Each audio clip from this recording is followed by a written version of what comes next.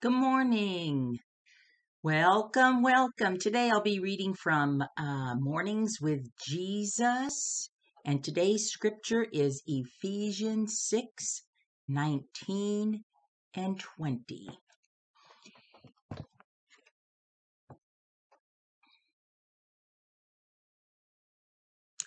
That I may open my mouth boldly to make known the mystery of the gospel, for which I am an ambassador in bonds, that therein I may speak boldly as I ought to speak.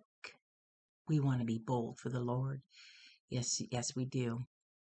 This devotion is written by Gwen Ford Falconberry.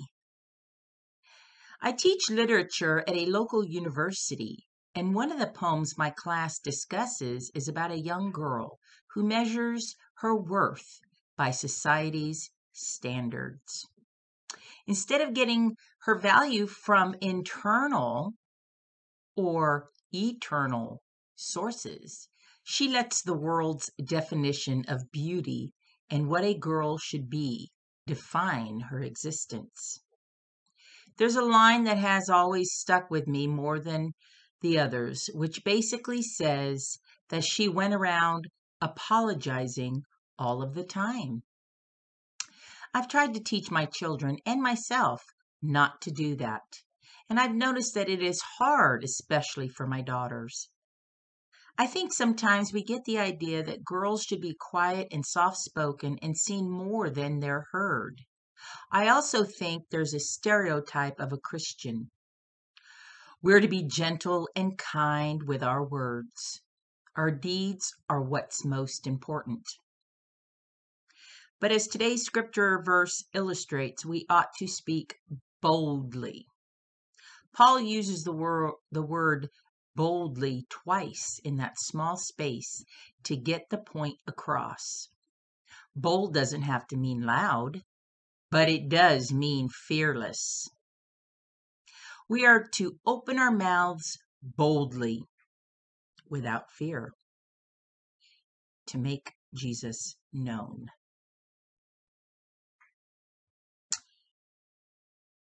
Ephesians 6:19, 20. Again, I'll read that. It says, that I may open my mouth boldly to make known the mystery of the gospel, for which I am an ambassador in bonds, that therein I may speak boldly as I ought to speak.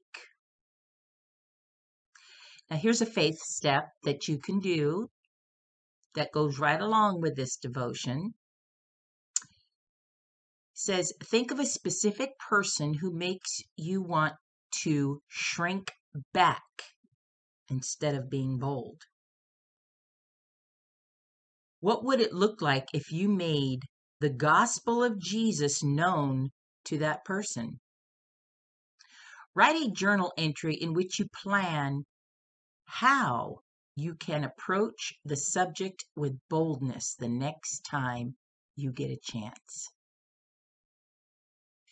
Now, for me, I've never been accused of being shy. I've been a pretty bold, outspoken person most of my life.